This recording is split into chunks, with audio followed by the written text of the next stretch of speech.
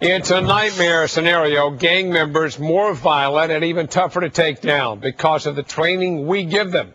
A growing number of gangbangers are joining the military. And as Chris Bradford tells us, when these guys return to the street, they're much more dangerous. This AWOL Marine out of Camp Pendleton, also a gang member, waits with a deadly SKS assault rifle hidden under his serape. He's on a twisted, self-ordered mission to kill a police officer. He is 19-year-old Lance Corporal Andres Raya, high on cocaine and hatred for cops. From this liquor store in the small town of Ceres near Modesto, Raya calls in a fake report that shots have been fired. Two officers respond to the scene, taking a tactical position behind a nearby wall. Raya sees them, raises his rifle, and starts firing.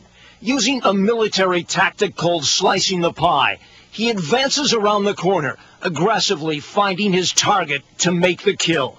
49-year-old officer Sam Rhino goes down, severely injured.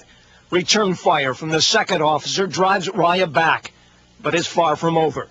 He spots a third officer coming from another direction. Again, using his military training, he takes the attack right to his target. 39-year-old Sergeant Howard Stevenson, armed only with a handgun, is killed. SWAT Sergeant Craig Plant arrives and doesn't like what he sees. This isn't just somebody that's firing wildly and doesn't know the weapon. Plant joins other cops, setting up a perimeter, looking for Raya. But here in this alley, Raya finds them. The blade of Sergeant Joe Camarda presented this little smaller profile of himself as he moved across the alleyway. He came towards us, which was incredible.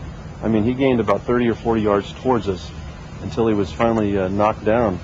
In a safe at the dead Marine's home, investigators find photos of Raya flashing Norteño gang signs, a video of him and his homies, graffiti, and a book that celebrates the gang lifestyle.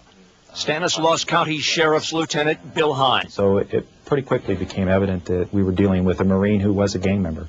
He says police are not trained to engage gangsters with military expertise. Meanwhile, there is growing evidence of gang members in the Army, Air Force, Navy, and Marines.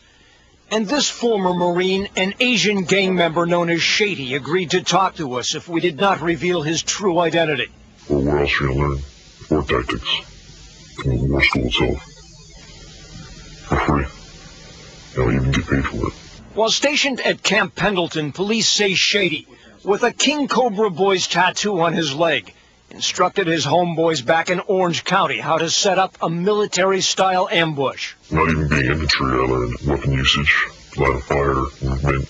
I was taught that every Marine. And here in the parking lot during a dance at Fountain Valley High School, police say this 15-year-old gang member known as J-Bone shot up this van and a rival gangster's car, Shady telling the others how to position themselves for tactical advantage.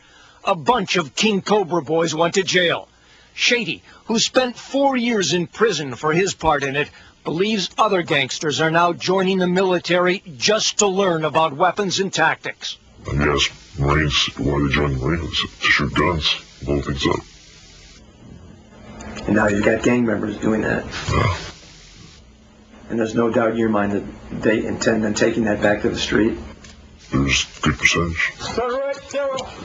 And not only are the gang members learning weapon skills and tactics in the military, with the war in Iraq, they are also getting full combat experience in urban-style warfare. T.J. Layton, a former neo-Nazi skinhead who was in the Marines, says it's scary. Now you got a guy who's fully trained in the military, who's been through combat, who knows what murder and killing is like. And gangsters in the military don't seem to feel any need to hide their affiliation. This dance floor is full of gang members flipping gang signs to the beat of gangster rap.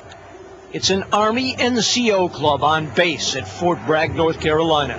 That's an example of a situation out of control, and that's frightening. Detective Hunter Glass, an Army veteran who works the gang beat for the nearby Fayetteville Police Department, is concerned. It's very popular to be a gangbanger or be a thug. Thug life. that's going to transfer right down into the military. That's all. Devin Dozier is a 103rd Street underground crip from South Los Angeles. He's known as Tiny Whack and is in the Army at Fort Lewis, Washington. It's amazing. Investigators found more than 40 items of gang paraphernalia in his room on base. Scott Barfield is a Defense Department gang detective. Oh, definitely. You know, it's one of the scariest things that we've seen. Also on Barfield's list, there's Felipe Tellez, a Florencia 13 gangster from Huntington Park, known as Dreamer Boy. Kevin Nicholson, a gangster disciple from Georgia. James Adrianson, a Norteño from Springfield, California. Just here at Fort Lewis, investigators during the past several years have identified more than 300 gang members in as many as 43 different gangs. And like Maximino Lucky Valdez, an East Side Longo gangster from Long Beach, many have been shipped out to fight in Iraq, where signs of gang graffiti, say investigators, are becoming more and more prevalent.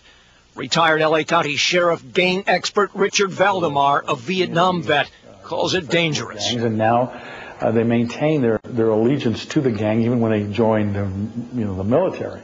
That's the problem. Remember our fallen comrades.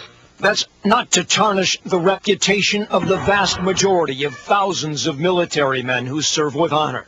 But there's a growing concern that what gangsters are learning about warfare will eventually end up with more bloodshed on the streets of America. Chris Blatchford, Fox 11 News. A dozen parole sex offenders are being housed on the grounds of San Quentin Prison.